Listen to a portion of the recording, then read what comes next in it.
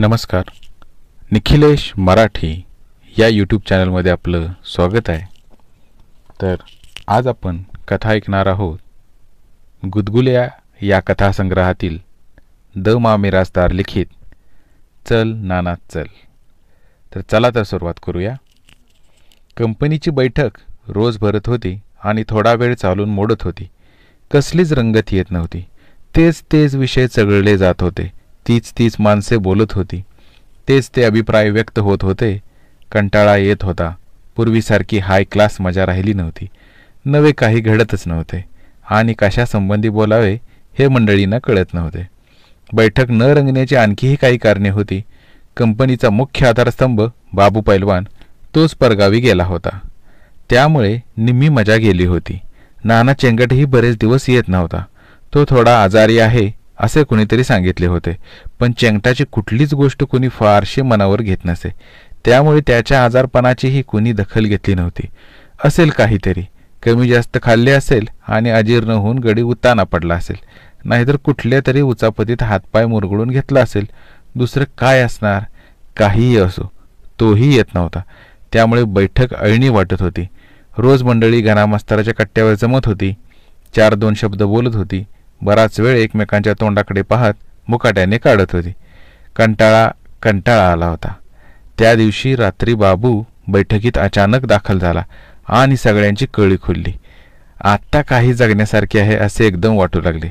विडीचे जळते तोंडात घालून त्या बाजूने धूर काढीत रामा खरात म्हणाला, काय बाबूराव, गेलात तिकडच पाण्यात पडल्यावानी गप समधी कंपनी फुटली आपली. बाबूने शिवा जमदाड्याच्या मांडीवर जोराची थाप मारली आणि दात काढले. सासूरवाडीला गेलतो राव. लय दिस बायको मागे लागली होती. कावा शेक आला. हे आत्ताच मोटारीतून खाली उतरलो. घरी जाऊन 4 भाकली मुरगाळ्या, हात धुतला आणि आलोच. ती बरं केलंस. आसपास रस्त्यावरच्या दिव्यांचा फिकट उजेड पसरला होता. कट्ट्यावर बसलेल्या मंडळीचे चेहरे अंधुक दिसत होते. बाबूने नीट निरखून पाहिले. भिंतीला टेकून घनामास्तर पान लावित होता. रामा खरात एक मांडी करून विडीचा धूर मजेने काढीत होता. शिवा जमदाडे त्याच्या त्या धुराकडे बघत वेळ काढत होता. त्याचा काहीच उद्योग चालू नव्हता. गोपाळ रेडे बुडाजवळ जाजमाच्या खाली आलेले दगडगोटे मधून काढून बाजूला टाकीत होता आणि आपली बसायची जागा साफ करीत होता. सगळी नेहमीची मंडळी दिसत होती. नाही म्हणायला चेंगट मात्र अजिबात दिसत नव्हता. असे कसे झाले? नाना नाही म्हटल्यावर मजाच गेली आपली सगळी. आपले हात फुरफुरायला लागले म्हणजे रट्टा घालायला कोण आहे मग? आपल्याला पाहून नाना कदाचित कट्ट्याच्या खाली उतरला असेल, कदाचित कोणाच्या तरी आडोशाने बसला असेल. आपण आलो हे बघितल्यावर ही गोष्ट शक्य होती. म्हणून बाबूने आणखी निरकून पाहिले, पण नाना चेंगट काही दिसला नाही. तो नाहीच अजिबात. तर दिसणार कसा हे बाबूच्या लक्षात आले. त्याने चौकशी केल्यावर कुणीतरी सांगितले की तो आजारी आहे. गेले काही दिवस तो अजिबातच येत नाही. आर मग मर्दानो घरी जाऊन बघितलं का कुणी? काय होतंय काय नाही? रामा खराताने विडूची थोटूक टाकून दिले. धुराचा शेवटचा हप्ता हवेत सोडून तो बेफिकिरीने म्हणाला, त्यात काय बघायचं? आपल्याला जात माहीत नाही का? कुठंतरी गपागपा खाल्ला असेल, लागलेच हागवून. बंद झाली म्हणजे आपसुकील जातंय कुठं? कधी नव्हे ते गणामास्तर मध्येच बोलला, तसं नव्हं, दुसरंच आहे. मग धडपडला असेल कुठंतरी, मार खाऊन आला असेल. तसं बी नव्हं, तिसरंच आहे. मग काय अतिप्राशन करून आला म्हणावं का काय? नवं म्हणतो तर 4थंच आहे. या संभाषणानं बाबूची उत्सुकता वाढली. गणामास्तर नुसतं नाही म्हणू लागला, पण काय आहे ते काही सांगेना. तेव्हा सगळेच त्याच्या तोंडाकडे पाहू लागले. प्रत्येकाने कान टवकारले आणि बाबू म्हणाला, म्हणजे काय हाय काय गणामास्तर? काय शिकरेड आजार आहे का काय? तसं असलं तर जोड्यानंच हाणतो त्याला. तू बोल नुसतं, हा निघालूच. गणामास्तरने पान खाल्ल्यावरही जितका गंभीर चेहरा करता येईल तितका केला. सर्वांच्या तोंडाकडे निरखून पाहिले. प्रत्येकजण आपल्याकडेच पाहतो हे बघितले. मग हळू आवाजात तो म्हणाला, काय तरी सिक्रेटच आजार आहे त्याचा बापू. तू म्हणतोस तसला नव, वाईलीच भानगड आहे. कसली? त्याला रातसार झोपच येत नाही म्हण. रातसार जागाच राहिल्यावर झोप कशी लागेल? तसं नवं म्हणतो तर मग रातच्याला तो झोपतोय हातरुणावर, अगदी टायमावर झोपतोय, पण जरा डुलका लागला की वरडत उठतो एकदम. मग पुन्हा झोप नाहीच. काय वरडतोय? शिवा जमदाडेनं उत्सुकतेनं प्रश्न केला. बाबू रागावला. झोपेतनं वरडत उठलं मनुष्य म्हणजे काय वरडायचायच? आय आय आय मिलू मिलू मिलू असंच वरडणार. तुला काय वाटतं जमदाड्या, भारत माता की जय असं म्हणत असेल? शहाणाच आहेस तू म्हणजे एक बघ. सगळेच हसले. शिवा वरमला, पण त्यालाही जरा बरे वाटले. हा आता बैठक जरा जमली. बरं गाना मास्तर, तू पुढची स्टोरी सांग. गाना मास्तरने मग एकूण वृत्तांत सांगितला. आज दुपारीच नाना चेंगटाचा थोरला भाऊ 2 रुपये उसने मागायला त्याच्याकडे आला होता. त्याने सगळी कथा सांगितली. नाना चेंगटाला अलीकडे झोप लागत नव्हती. तो झोपला की थोड्या वेळाने कसली तरी वेडीवाकडे स्वप्ने पडतात आणि मग तो एकदम ओरडत उठतो. कुणीतरी गळा दाबावा तसा घाबरून उठतो. मग पुन्हा काही त्याला झोप येत नाही. गेले 4-8 दिवस रोज हा प्रकार चालू आहे. चौकशी केली तर नीट काही कोणाला सांगतच नाही. एक बाई स्वप्नात दिसते एवढंच तो बोलतो, पण तो फार हबकला आहे. अगदी अंथरुणालाच धरली आहे. गाना मास्तरने सांगितलेली ही हकीकत ऐकून बैठकीत एकदम खळबळ उडाली. जो तो एकमेकांच्या तोंडाकडे पाहू लागला. ही काय नवीन भानगड असा भाव प्रत्येकाच्या तोंडावर उमटला. बाबू म्हणाला, मला वाटतं आपण नानाच्या घरी जाऊ लगोलग आणि समक्ष विचारू त्याला. मग समजा डिटेलवार सांगतोय का नाही बघा, म्हणजे कळेल तरी खरी गोष्ट काय आहे ती. आत्ता असेल का घरी? शिवानं विचारले. लेका आजारी आहे म्हणल्यावर जातोय कुठं? चला चला. सगळे भराभरा उठले. झपाझपा पावले टाकेत नाना चेंगटाच्या घरी येऊन दाखल झाले. बाबू तर सगळ्यांच्या पुढे. धाड धाड गडी वाजवून दार जोरात आपटून तो अंगणात गेला सुद्धा. पटका बगलीत मारून तो नाना म्हणून इतक्या जोरात ओरडला की घरातील सगळी मंडळी बाहेर आली. नानाचा थोरला भाऊ, त्याची बायको, नानाची बायको, थोरल्या भावाची पोरं. बाबू निर्विकारपणे म्हणाला, नाना कुठं आहे? हाय आत, पडलाय हातरुणावर, या की. भावाने स्वागत केले. आतल्या खोलीत एका जुन्या गादीवर नाना चेंगट निजून होता. एक मोठे जाड घोंगडे त्याने गळ्यापर्यंत पांघरले होते. समोरच्या कोनाड्यात एक जुनाट कंदील भगभगत होता. त्या उजेडात कन्हाऱ्या चेंगटाचा सुकलेला चेहरा सर्वांच्या दृष्टीस पडला. गडी एकूण भलताच खाली आला होता. आधीच तो पाप्याचे पितर, त्यातून या आजाराने त्याची उरली सुरली हाडेही वर निघाली होती. सगळी कंपनी त्याच्या अंथरुणापाशी बसली. थोडा वेळ इकडे तिकडे गेला. 4 नेहमीच्या गोष्टी बोलून झाल्या. मग बापू कधी नव्हे ते मवाळ आवाजात बोलला, काय नाना, भानगड काय आहे? कसली स्वप्न पडतात तुला? कोण बाई ती? बाबूने हा प्रश्न विचारल्यावर नाना चेंगट उठून बसला. भिंतीला टेकला. पांघरुणातच गुडघे वर केले. बाबूकडे काळजीपूर्वक पाहिले आणि फक्कन हसून बाबू म्हणाला, तुला मारत नाही मी चेंगट. आता स्वप्न पडत्यात हा काय तुझा गुन्हा नाही काय नाही. जमदाड्याने टेकू दिला. तू येवशीर सांग आधी नाना, समद सांग, म्हणजे काय विलाज असला तर करता येईल. तेच म्हणतो मी. सगळ्यांनी पुन्हा पुन्हा धीर दिला. तेव्हा नानाला कुठं कंठ फुटला. क्षीण आवाजात तो म्हणाला, तुम्हाला खरं नाही वाटायचं, पण खरं हाय असं. बोल पुढं. तुमचा विश्वास नाही बसायचा. बसतोय तू, बोल घाडाघाडा पहिलं. तुला खोटंच वाटेल. आता सांगतोस का कसं? बाबूने नकळत हाताची मूठ करून उगारली. नानाने एकदम अंग चोरून घेतले. मग बाबूच्या चूक लक्षात आली. आज ह्या माणसाला मारून उपयोग नाही. मग उगारलेली मूठ त्याने जमदाड्याच्या बक्कन पाठीत हाणली. तो ओरडला तेव्हा बाबूला बरं वाटले. हां, सुट चेंगट तू. चेंगट म्हणाला, म्हणजे काय झालं? या 4-8 दिवसातली गोष्ट. गेल्या बिस्तरवारी मी रातच्याला झोपलो आणि मध्यानाराम रात्री सपान पडलं. एक बाई आली एकदम हुर, मळवड भरलेली, केस मोकळं सोडलेलं आणि माझ्याकडं बघून खुणा करायला लागली. सारखी म्हणायला लागली, चल नाना चल. कुठं चल? ती काय बोलली नाही. हे चिरायचं तिला, ब्यायाचं नाही. घाबरून गेलो राव मी. कशाचं विचारतोय? दात खिळ बसली माझी. वरडतच उठलो मीन काय. बरं पुढं. दुसऱ्या दिवशी पुन्हा तोच घोळ. नानाने हळूहळू सगळी कथा सांगितली. गेल्या गुरुवारपासून हे स्वप्न त्याला रोज पडत होते. रोज रात्री नाना झोपला की ती बाई त्याच्या स्वप्नात हजर. एक दिवस खाडा नाही. एकदा तर ती बाई त्याच्या उरावर बसली आणि खदा खदा हसू लागली. आणखीन एकदा तिने वेडीवाकडी तोंडे करून आणि डोळे गरगर फिरवून नानाला फारच भीती दाखवली. तिचा एकच दोष आहे, नाना चल असे सारखी ती बोलते. नाही म्हणायला एकदा धीर करून नानाने तिला कोण काय माहिती रडत रडत विचारले. तेव्हा ती म्हणाली की मी पाताळ सुंदरी आहे. मी रोज कुणाच्या तरी स्वप्नात जात असते. परवा ती अशीच कुणाच्या तरी स्वप्नात गेली आणि तो मनुष्य झोपेतच साप चावून मेला. त्यामुळे ती त्याच्या स्वप्नात अडकून राहिली आहे. तिला बाहेर पडता येत नाही. ह्याच्या स्वप्नातून त्याच्या स्वप्नात, त्याच्या स्वप्नातून तिसऱ्याच्या स्वप्नात अशी ती सारखी भटकत आहे. अशीच ती चुकून नानाच्या स्वप्नात आली आणि आता ती हलतच नाही. चल चल म्हणून नानालाच खुणा करीत बसली आहे. तुला घेतल्याशिवाय आता जाणारच नाही असे म्हणत आहे. तिच्या भेसूर दर्शनाने नाना पार हबकलाय. नुसती आठवण झाली की तिच्या अंगाचा थरकाप होऊ लागलाय. आता या कर्माला काय करावं, या लेगाडातून कसं सुटावं. नानाचे हे स्वप्न फार विचित्र होते. असली गदी कोणाच्या ऐकण्यातच नव्हती. खरं का खोटं काही कळणार.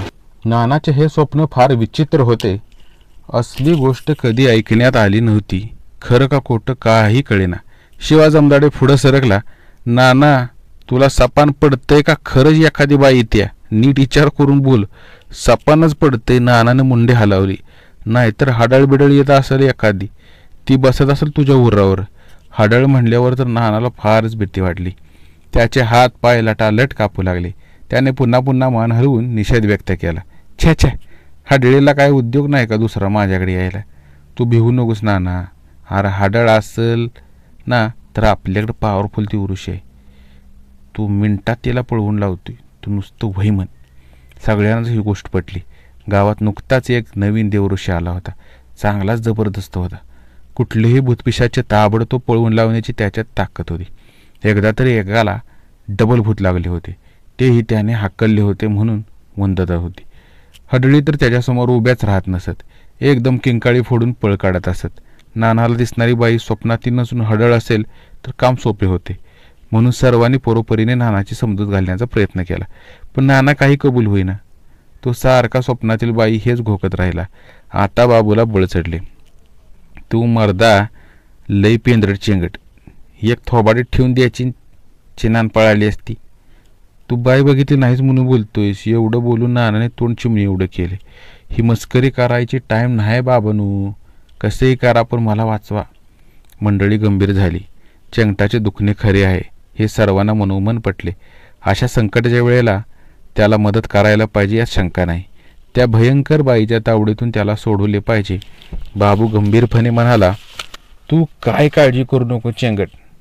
मी असं करतो, आजपासून हिथं झोपायला येतो. तुझ्याजवळ हातरून टाकतो. रामा बोला. आणि मोहर काय चेंगट, तू झोप खुशाल. जर का तुला सपान पडलं आणि ती आली तर मला हळूच खून कर. म्हणजे मी बघून घेतो तिचं. काय करशील? खरातानं पुन्हा शांतपणे दुसरा प्रश्न विचारला. बाबूही मग विचारात पडला. अरे होय की, आपण काय करणार इथं? बाई येणार स्वप्नात त्याच्या, आणि स्वप्नाबाहेर आपण काय करणार? आपल्या ताकदीचा इथं काहीच उपयोग नाही. इतका वेळ गप्प बसून ऐकणारा गाणा मास्तर आता पुढं सरसावला. तो शांतपणे बोलला. मला एकच रस्ता दिसतो. कोणचा? शिवा उतावीळपणे बोलला. ह्यो गडी झोपला म्हणजे सपान पडतं, आणि सपान पडलं म्हणजे ती बाई येते. होय ना? होय. मग आपण असं करू. कसं? रातच्याला त्याला झोपून द्यायचं नाही. समध्यानी रोज इथं जमायचं. गप्पा टाकायच्या, पत्ते खेळायचं, रातभर जागायचं. मग कशी येईल बाय? मग ह्यो दिवसा झोपल आणि दिवसा आली तर ते मागणं बघू. सध्याच्याला हा विलाज करून बघू. 1-8 दिवस जास्त नाही. सर्व मंडळींनी गाणा मास्तरच्या ह्या सूचनेवर थोडा वेळ चर्चा केली. सगळ्यांनाच ही योजना पटली. नानाला रात्रभर जागच ठेवायचं. तो झोपलाच नाही तर मग स्वप्न कसं पडेल आणि ती बाई तरी कशी येईल? सगळाच मुद्दा निकालात निघेल. नानाला ही कल्पना बरी वाटली. त्याने ही मान हलवली. गाणा मास्तराने नानाच्या भावाला बोलवून ही कल्पना त्याच्याही गळी उतरवली आणि मग रोज रात्री इथं जागरण करण्याचा बेत पक्का झाला. पहिल्या दिवशी सगळी मंडळी उत्साहाने गोळा झाली. कोणी अंतरून पांघरून आणले, कोणी पत्ते आणले. नानाच्या बायकोने पितळी चहा करून दिला. तो डोसून जागरण सुरू झाले. रात्रभर त्यांनी नानाला झोपून काही दिलं नाही.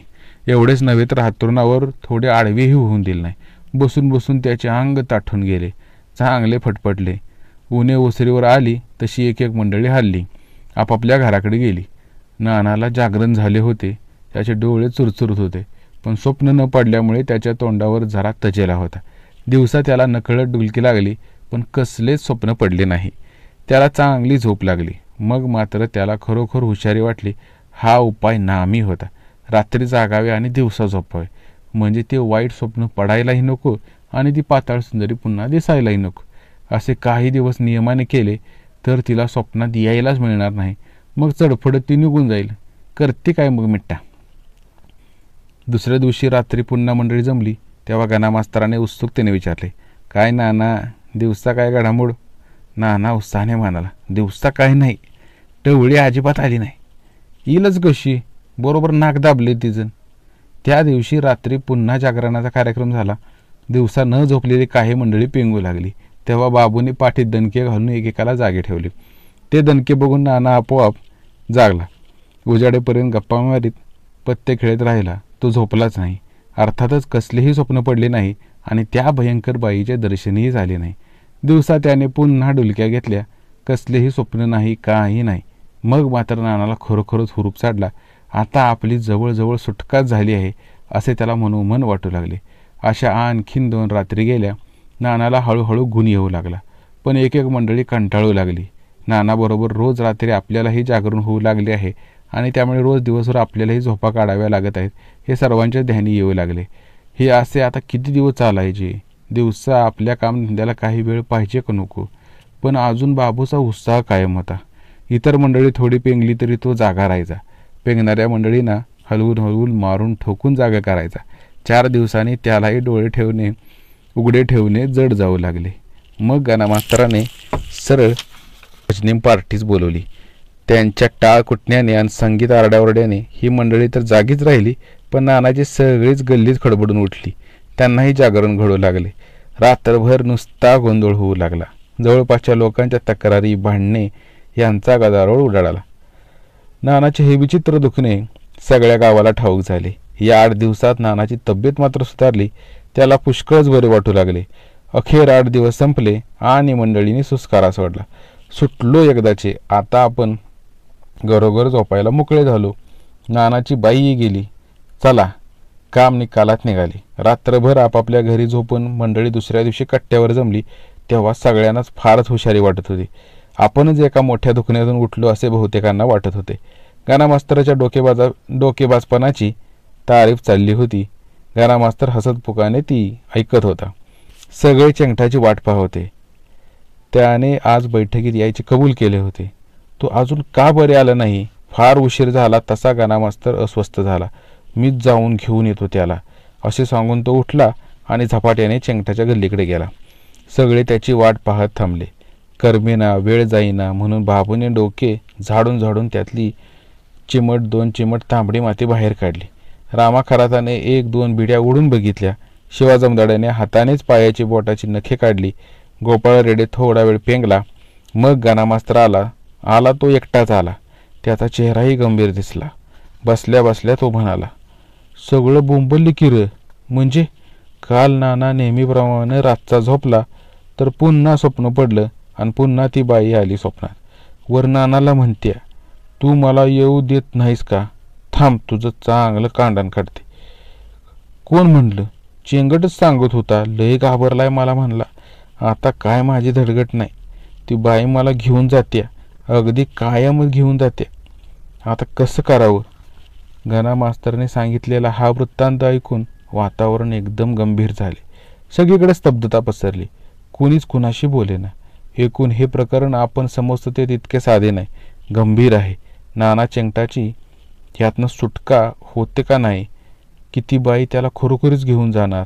आणि घेऊन जाणार म्हणजे काय? चेंगट मृत्यू बिरतो की काय? छे छे, ही गोष्ट बरी नाही. काहीतरी उपाय शोधलाच पाहिजे. काहीतरी मार्ग काढला पाहिजे. पण कोणता?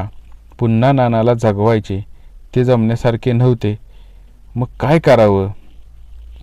रामा खरा शेवटी बोलला, आपण बी जागायला नको आणि चेंगट्याला तर झोप लागल असं काहीतरी करायला पाहिजे. होय, पण काय करतोस? सांगू का? सांग. रामा थोडा वेळ थांबला. सगळ्यांच्या तोंडाकडे पाहून त्याने अदमास घेतला. पटलं तर बघा, वाट दाखवायचं काम माझं. म्हणजे कसं म्हणतोस? मला वाटते चेंगटाला रोज पाजावी. काय? रामाने उजव्या हाताचा अंगठा वर करून तो तोंडाजवळ नेला. म्हणजे नानाला दारू पाजावी असे रामा म्हणतो की काय? काय दारू पाजावी? हां, म्हणजे काय होईल? गडी झिंगून पडेल मुडदेवाने.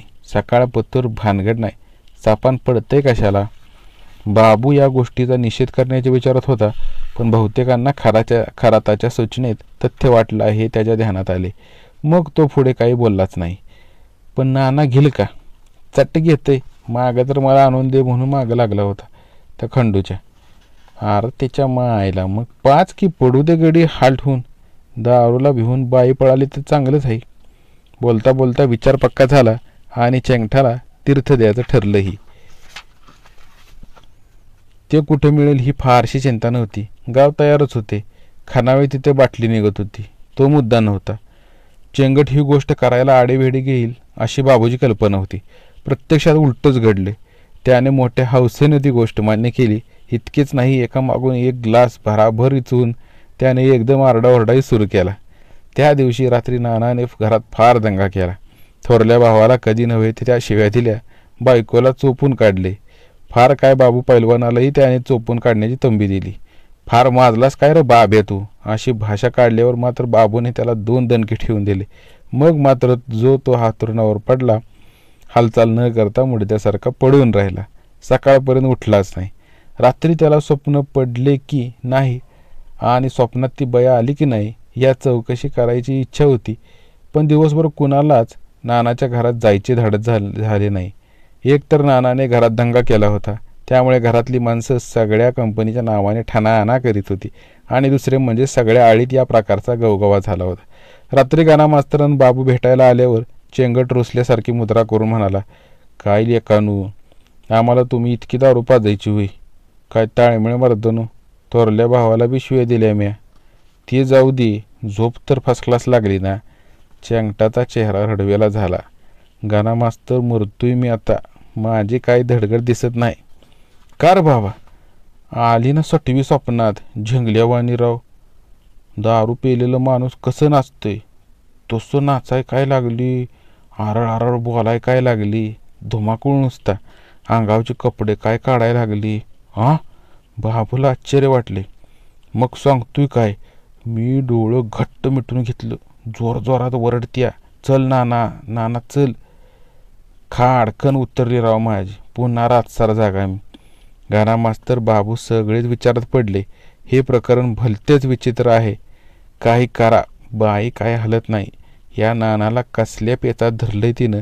आता यातनं त्याला सोडवायचा कसा?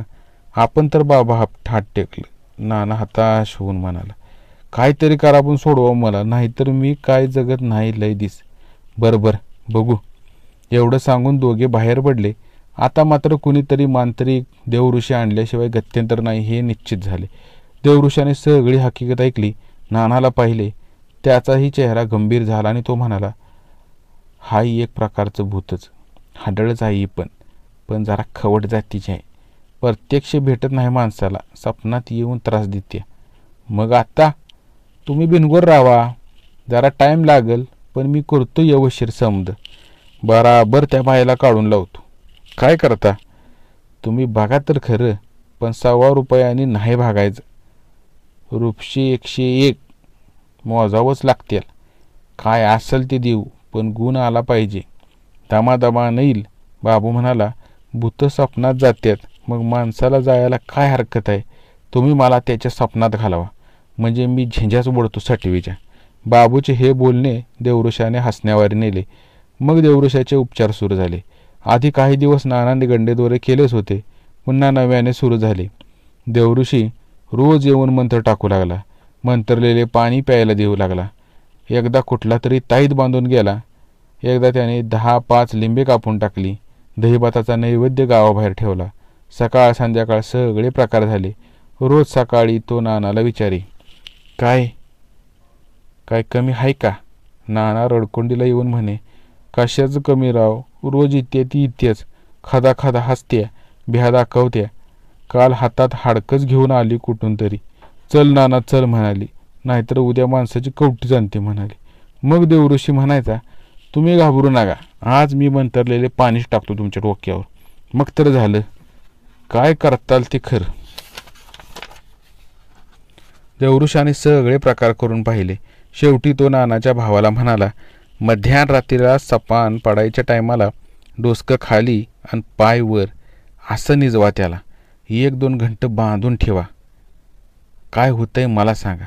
वडारानं एखादं डुक्कर धरताना जसा आरडाओरडा होतो तसा त्या दिवशी नानाने केला.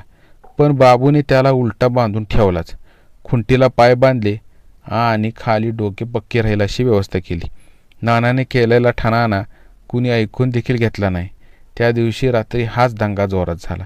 दुसऱ्या दिवशी सकाळी देवऋषी आल्यावर कणत कुथत नाना म्हणाला, कमाल केली महाराज तुम्ही. का, काय झालं? गेली का बाई? ती कशाची जाते?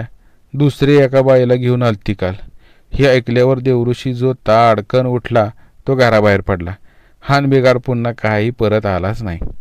सर्व उपाय संपले. सगळ्यांनीच आता हात टेकवले. कुणीच त्याला विचारायचे धाडस करीना. सगळ्या गावात तोच एक बोलायचा विषय झाला. नाना मात्र रोजच्या रोज ओरडत राहिला. तीच तक्रार करीत राहिला. मला कुणीतरी वाचवा म्हणत राहिला. असे 4-8 दिवस गेले. मग बाबूच्या डोक्यात एकदम सनक आली आणि रात्रीच्या टायमाला चंगटाला बाहेर काढून तो म्हणाला, हे बघ, आपल्या ह्या गुणगुळ्याच्या माळावर मारुतीचं देऊळ आहे ना, मी दर शनिवारला जात असतो. त्याचं काय, तू आज मध्यानरात्रीला एकट्यानं तिथं जायचं. मारुतीला उलट्या 11 प्रदक्षिणा घाल. उलट्या घातल्या की मारुती राया खवळतो. त्याला साकडं घालायचं. बाई म्हणाली की त्याचं डोसकं उठतं. बराबर तुझं काम होऊन जाईल. भर मध्यरात्री माळावर जायचं या कल्पनेनं चंगटाच्या अंगावर काटा आला. पण यातून सुटण्यासाठी तो आता काहीही करायला तयार होता. थोडी काकू करून तो तयार झाला. बाबूने त्याला ओढ्यापर्यंत येण्याचे कबूल केले. रात्री अंधारी होती. गार वारा सुटला होता. झाडाची पाने सळसळत होती. त्याच्या फांद्या विचित्रपणे हलत होत्या. चंगटाला फार भीती वाटली. असल्या रात्रीचा प्रवास त्याने जन्मात कधी केला नव्हता. ओले त्या अंगाने भराभरा निघून त्याने देऊळ गाठले. मारुतीरायाला दंडवत घातले, प्रार्थना केली. मग उलट्या प्रदक्षिणा घालीत तो देवळाभोवती फेऱ्या मारत राहिला. त्या अंधारातच त्याला कुणीतरी देवळापाशी आले हे जाणवले, पण कोण कळालेच नाही. त्या माणसानेही मारुतीला नमस्कार केला. मग त्याने 6 आधी प्रदक्षिणा घातली आणि अंधारात नीटसे काही दिसले नाही.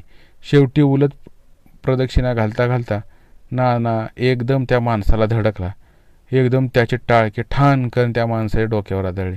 इतक्या जोरात की तो माणूस मटकन खालीच बसला. आग आय आय ग करत डोके गच्च धरून खाली बसला. तो उठेच ना. नानाच्या डोक्याला तर चांगल्या झिंझिने आल्या होत्या. हाताने चचपून पाहिले तर बोटाला ओले ओले लागले. बहुधा रक्त आले असावे. बापरे, म्हणजे खोच पडली का काय? आणि माणूस कोण? नानाला एकदम भीती वाटली. प्रदक्षिणा पूर्ण करून त्याने जी धूम ठोकली ती थेट घरी पोचेपर्यंत मागे काही वळून पाहिले नाही. आला तो गडी खोकं बांधून अंथरुणातच पडला. आणि चमत्कारच झाला. कधी नव्हे त्या दिवशी रात्री नानाला शांत झोप लागली. त्याला कसले स्वप्न पण नाही पडले. ती भयंकर बाई दिसली नाही. खूप दिवसांनी त्याला निर्मळ झोप लागली. मग 1 दिवस गेला, 2 दिवस गेले, 4 दिवस गेले, पण नानाला स्वप्न पडलेच नाही. ती बाई कधी स्वप्नात आली नाही. 4 दिवसांनंतरची गोष्ट. नेहमीप्रमाणे बैठक भरली होती. नाना चेंगटही डोक्याला पट्टी बांधून हजर होता. आपण कशा प्रदक्षिणा घातल्या आणि खोक कशी पडली हे त्याने सविस्तर सांगितले. तेव्हापासून ते भयंकर स्वप्न पुन्हा कधीच पडले नाही हेही वर्णन करून सांगितले. मग शेवटी तो म्हणाला, कसं काय एकदम बाई याची बंद झाली, काही पत्त्या नाही. नाही आली एवढं खरं. सगळी मंडळी शांतपणाने त्याची कथा ऐकत होती. सगळेच उत्सुकतेने त्याच्या तोंडाकडे बघत होते. नानाला त्यामुळे कृतकृत्य वाटत होते. गाना मास्तर मात्र ही हकीकत ऐकल्यावर गंभीर झाला. तो म्हणाला, नाना, टक्कर झालेला माणूस कोण कळलं का तुला? नाही, मी नाही चौकशी केली. कोण? त्यो रेवण लिगाडे होता. रेवण लिगाडे म्हणजे गावातल्या शेट्यानाचा कारभारी? गडी चांगला दणकट होता. तरीच बरं का आपल्याला खोक पडली. मग बरोबर आहे. पण तुला कसं माहीत गाना मास्तर? गाना मास्तर 2 मिनटं काहीच बोलला नाही. मग त्याच गंभीर स्वरात तो म्हणाला, आज दुपारच्याला शेट्यानाने मला बोलवलं होतं. कशा पायी? मला म्हणले, गाना मास्तर, काय घोळ झालाय काही कळत नाही. हा आमचा रेवण परवा अंधारात धडकला कोणाला तरी जोरात. डोकं झणझणलं. घरी येऊन झोपला नेहमीप्रमाणे आणि मध्यरात्रीला एकदम ओरडत उठला. काय म्हणून सगळ्यांनी एकदम विचारलं. गण्या मास्तर म्हणाला, एक स्वप्न पडलं आणि त्या स्वप्नात एक भयंकर बाई दिसली म्हणत होता. केस मोकळं सोडलेलं, मळवट भरलेली, खाता खाता हसत्या आणि म्हणते, चल रेवण चल. आज 4 दिवस झाले रोज हे सपान पडतंय त्याला. धन्यवाद.